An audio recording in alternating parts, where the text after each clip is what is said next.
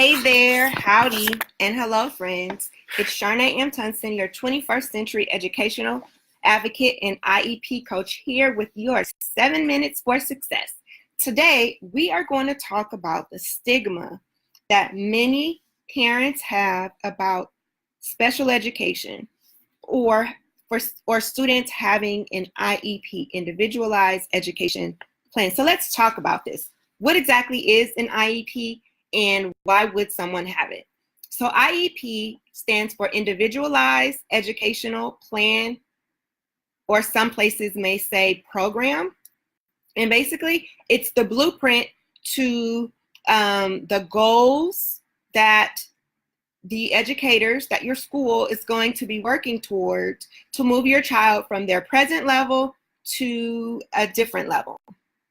And to an higher level.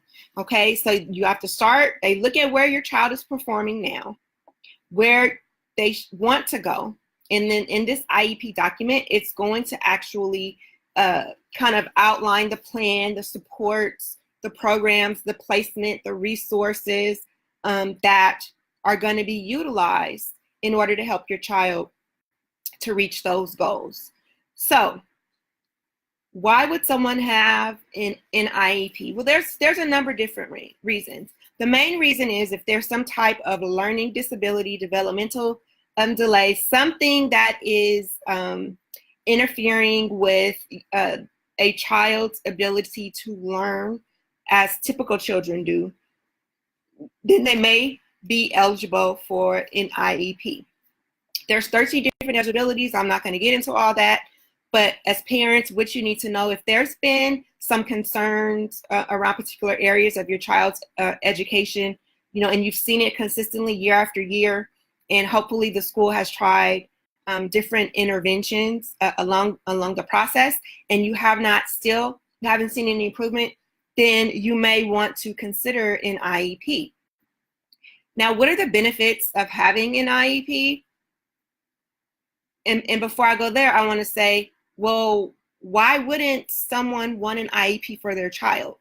Well, I think certain people or in certain situations, even certain cultures may consider special education as being for kids who are severely mentally incapable of just performing, any and everyday life situations. And so, if a kid that someone has, they look, normal, or like there's nothing wrong with them. Well, I don't want to be in a special ed class. I don't want to be in that class with those kids, or I don't want to be in a class with only a couple of kids. Are you kidding me? If I had the opportunity to be in a classroom, a smaller classroom, and get more individualized attention from a teacher and also an assistant, that would be ideal, compared to being in a classroom with 40 to 50 kids and a teacher who's just stressed out, runs out of time, doesn't answer questions, things like that. So we have to make a shift, a cultural shift, and take away this negative stigma of having an IEP. When you have an IEP, you are entitled to additional supports. We call those accommodations. It could be maybe your child has difficulty taking standardized exams or tests, just test period. And so maybe they are distracted easily. So one accommodation could be your child is allowed to take tests in, some schools call it a learning center, a resource room, but it's basically a classroom that doesn't have noise distractions, and there's maybe 1 or 2 adults in there who can answer questions and help keep the child on task.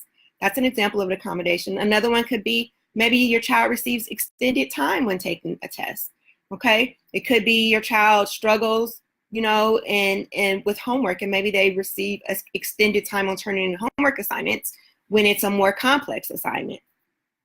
There's many different examples of accommodations, and then there's also modifications. Modification is a curriculum that has been modified to meet the needs of your child. So let's say you're in a math class and the students are learning some type of algebra, basic algebra. And so your child is not able to access that particular lesson. And so the lesson is modified it's simplified maybe, or it's presented in a different manner so that the child can access it based on their ability. Okay, it's not dumbing down an assignment at all. It's just people learn different ways. Some kids are auditory learners. They learn by listening. Some are visual. They learn by seeing pictures or diagrams. And so maybe the assignment is more picture-based in algebra than just looking at the numbers and the letters. Okay, so maybe they have physical objects, or maybe they have some actual manipulatives like blocks or Legos or things like that they can actually set the problem up and see it visually, and then they're able to solve it. So that's an example of a modification. IEPs also contain information about related services. So if your child has difficulty hearing, difficulty with speech, maybe he or she has a stutter or a lisp or something, and it interferes with their ability to access curriculum, then they may get speech and therapy or language and speech therapy services, once a week. If your student has some type of physical disability, maybe they have adapted physical education, a couple days a week. Let's see what else. If your child has difficulty with socialization, very awkward around peers, doesn't really know how to interact, as a result could be labeled as, a bully or very withdrawn, then maybe they have recreational therapy where a specialist comes in and actually works with children on how to socialize appropriately and effectively. And so those are benefits of having an IEP. I think the greatest benefit in having an IEP is the fact that you have a case carrier. That is someone who is monitoring your child's progress, and you should receive quarterly reports, quarterly updates every quarter. The case carrier should be reaching out to you to let you know how your child is progressing toward the goals that were set at the IEP meeting. This person also serves as your liaison, your go-to person. If a child is struggling in a particular class, you can reach out to the case carrier. The case carrier then works with the teacher to figure out what things can be done to support your child. And then every year you come together in your annual meeting and the team sits down and takes a look at the progress of your child.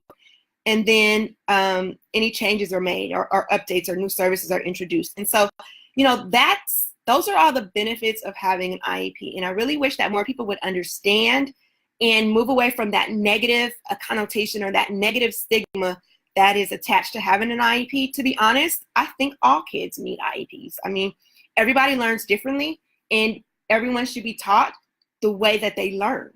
And that is an individualized educational plan.